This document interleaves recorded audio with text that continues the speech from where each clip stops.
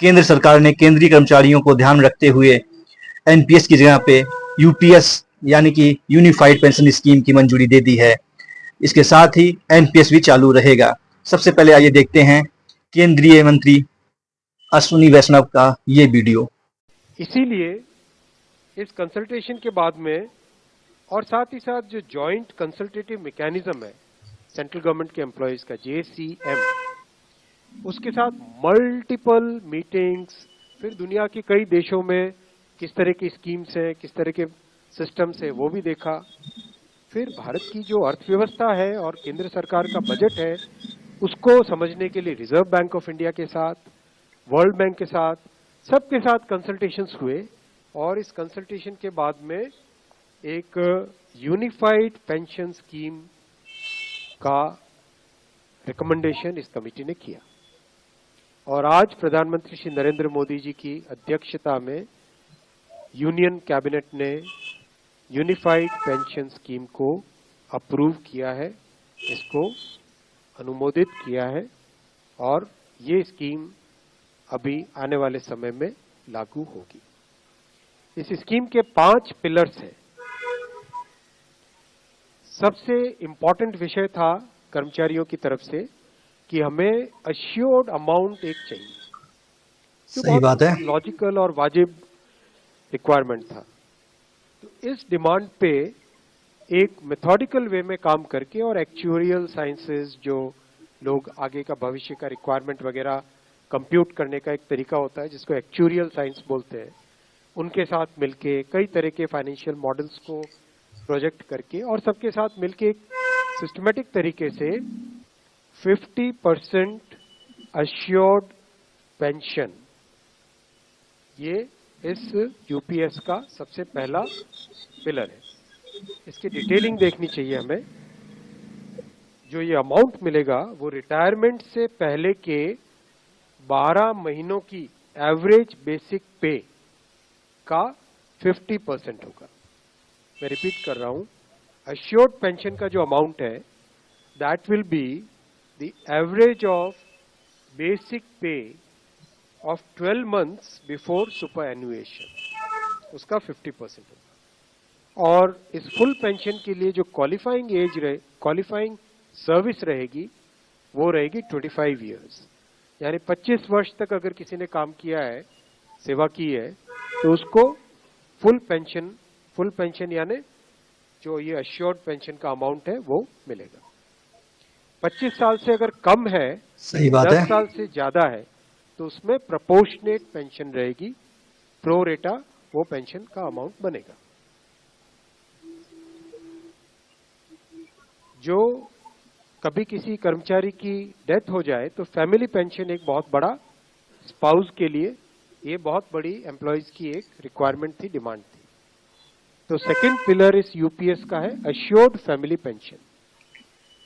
किसी भी कर्मचारी के डिमाइज से पहले, इमीडिएटली पहले जो पेंशन थी, अमाउंट था, उसका 60% मिलेगा एम्प्लॉय के, डिसीज्ड एम्प्लॉय के स्पाउस को। ये सेकंड पिलर है। थर्ड पिलर है अश्योर्ड मिनिमम पेंशन। कई बार देखा कि सर्विस कम होती है और कंट्रीब्यूशन जितना हुआ है उससे एक सफिशिएंट अमाउंट नहीं मिल पाता था, और ये अपने आप में एक बड़ा विषय था केंद्र सरकार के कर्मचारियों का और एनपीएस में जुड़े सभी कर्मचारियों का। इसीलिए एक minimum assured pension, assured minimum pension 10,000 rupees per month, वो इसमें यूपीएस में थर्ड पिलर ये रखा गया। इसके साथ आगे वाले पॉइंट को जोड़ के करेंगे तो अगर डीएनएस रिलीफ यानी महंगाई से रिलेटेड रिलीफ जो मिलेगी तो वो आज की तारीख में होते होते करीब 15,000 रुपए पर मंथ हो जाती है, which is a substantial relief part of this entire pension system. Fourth pillar है इन्फ्लेशन के साथ इंडेक्सेशन। जैसे केंद्र सरकार के एम्प्लॉयज के लिए सैलरी में डीएनएस अलाउंस होता है, उसी पैटर्न पे जो इंडेक्स है, सेम इंडेक्स को यूज करके all India consumer price index for industrial workers, इसको यूज करके assured pension, assured family pension और अश्योर्ड मिनिमम पेंशन, इन तीनों के तीनों जो आपने पिछले पेज पे तीनों पिलर्स देखे, assured pension, assured family pension और अश्योर्ड मिनिमम पेंशन, इन तीनों के ऊपर इन्फ्लेशन इंडेक्सेशन डीएनएस रिलीफ के बेसिस पे मिलेगा। डीआर, डीए की जगह डीआर, डीएनएस रिलीफ। पांचवा पिलर है इस स्कीम का lump sum payment at superannuation in addition to gratuity.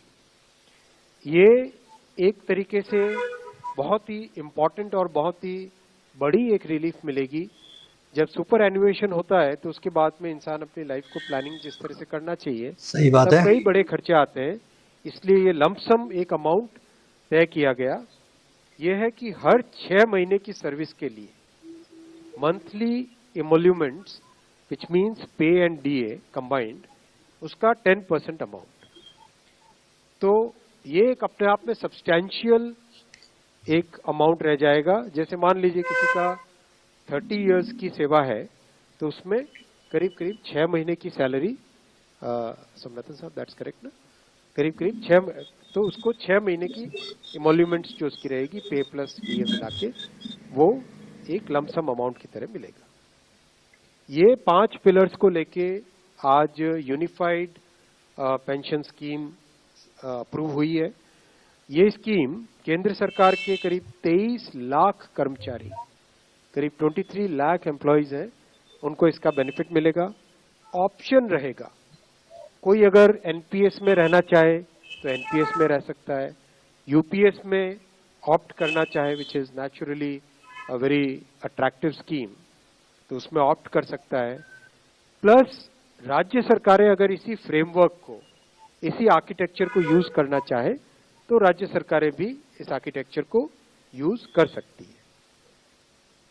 अगर राज्य सरकार के कर्मचारी भी इसमें शामिल होते हैं, सही बात है, तो करीब 90 लाख के आसपास टोटल कर्मचारी इसका बेनिफिट मिलेगा। सबसे इंपॉर्टेंट जो आज के इस फैसले का बहुत ही महत्वपूर्ण पार्ट है वो है कि कर्मचारियों पर इस स्कीम का भार नहीं पड़ेगा। आपने वीडियो देखा, अब मैं इसके बारे में कुछ बिंदुओं पर प्रकाश डालता हूं।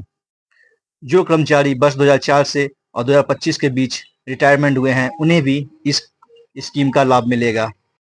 इस स्कीम के तहत जो कर्मचारी सेवानिवृत्त हो गए हैं, उनको ब्याज के साथ एरियर भी मिलेगा।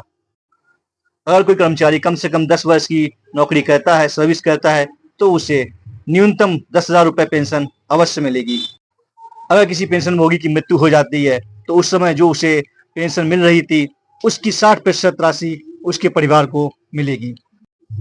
किसी भी सरकारी कर्मचारी ने कम से कम 25 साल न्यूनतम सर्विस की है तो उसके अंतिम 12 महीनों का जो औसत वेतन होगा, उसका 50% उसे पेंशन के रूप में अवश्य दिया जाएगा। सभी सरकारी कर्मचारियों के पास एनपीएस और यूपीएस दोनों में से किसी एक को चुनने का ऑप्शन होगा। यूपीएस यूनिफाइड पेंशन स्कीम 1 अप्रैल 2025 से लागू होगी। इसके लिए सरकारी कर्मचारियों को अलग से कोई अंशदान नहीं करना पड़ेगा। एनपीएस की तरह ही 10% अंशदान होगा और केंद्र सरकार इसमें 18% अंशदान करेगी। यूपीएस स्कीम के तहत सरकारी कर्मचारियों को महंगाई इंडेक्सेशन का लाभ मिलेगा।